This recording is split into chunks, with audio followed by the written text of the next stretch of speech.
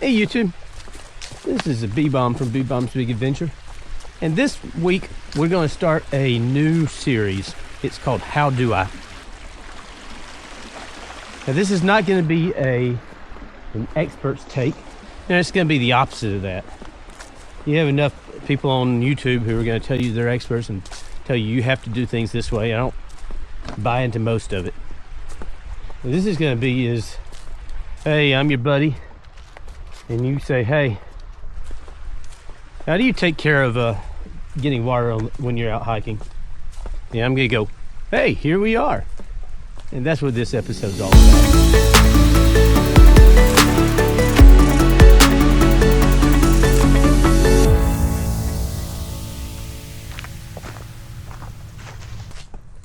So, if you come up with something that you would like to ask and get into a How Do I video, comment below. Probably the worst case is I'll have no idea. And we'll have a little 2-minute video of I have no idea. Or I'll just ignore you. Let's be honest. If I have no idea, I'll probably just ignore you.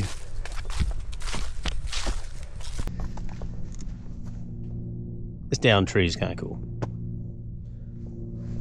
So, I live in the southeast, so I don't spend much time on trails that have no water.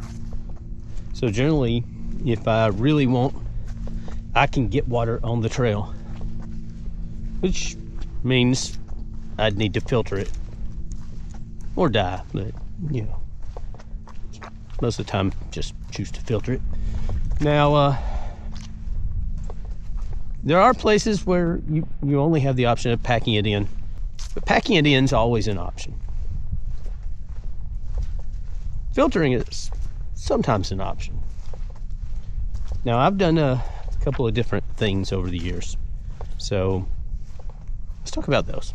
So for packing water in, I've always kind of fallen back to the squeeze bottles that fit on bicycles. I always had them. They work really well. They come insulated. Yeah, some of them. The ones I buy. And you know, for a day hike, they're generally pretty close to perfect. I never got into the Nalgene bottles. Probably just goes back to proving that I'm not an expert. Hey, horses on the trail. I don't even think these are legal anywhere out here.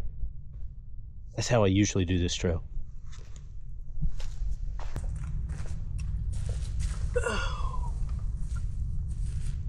Sit down like I'm old. Some days I feel old. But besides packing it in, you also have the option to filter water. I've had a squeeze thing, and it's about like that. So you have a hose that goes into the water, and you squeeze this little rubber bubble, and it pumps water through. I guess it works. And I just kind of got, before I'd ever get enough water to be worthwhile, I always felt like I'd worn myself out. It didn't stick at the top of my list for very long.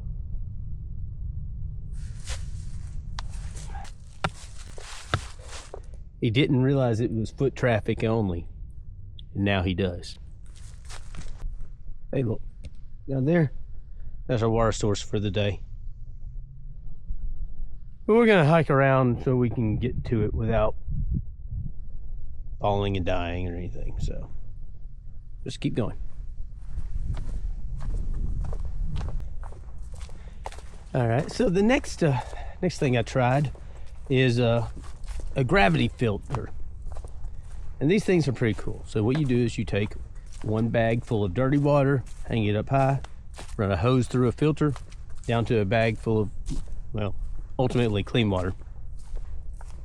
And those work pretty good when you're camping. When you're not camping, it's useless. But you put it on there, you know, if you have 15-20 minutes to wait, you get a lot of water without much effort. And that's pretty good. I like those. They're good for backpacking, good for camping, not so good for hiking. All right, so we have reached our water source. So what are we using today? Good question. Let's try not to get wet. Feels like it's farther down than normal. There you are. Got a whole bunch of water, still dirty.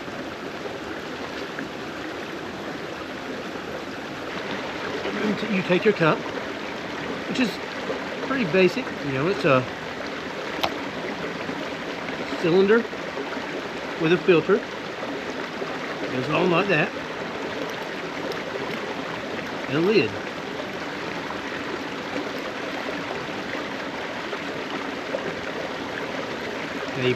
Now you want to leave just a little bit of air coming into the lid so that the air can be forced through. And then you just do like this. Now, the nice thing of this is, as hard as it seems to be to do, and I'll do that, it's all body weight. So it looks like it's hard, and honestly, there's a lot of force going on here. And it filters the water pretty fast. But again, I'm just doing it with body weight. There's not a lot of actual energy being used. And voila, I have some clean water. And it really is that simple. That's all there really is to going out and gathering water. And if this lady didn't have a couple of dogs that are growling and barking at me, I'd sit out here and show you why we gathered the water. But maybe we will when we get home. Water's great. You gotta do something with the water to make it really worthwhile. So inside the Grayl system, they have this thing called a Pathfinder. Nice little titanium cup. Works pretty good.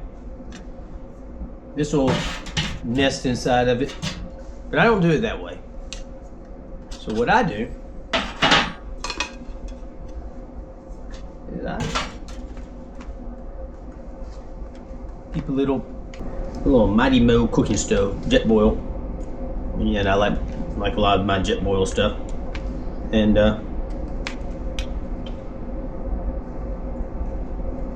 there we are.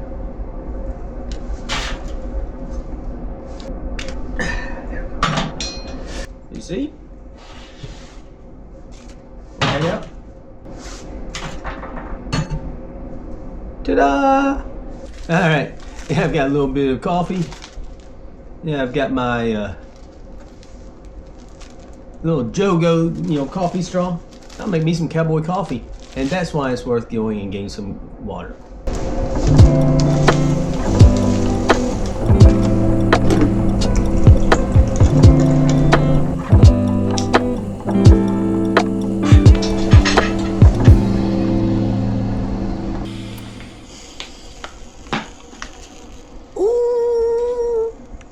Exploded.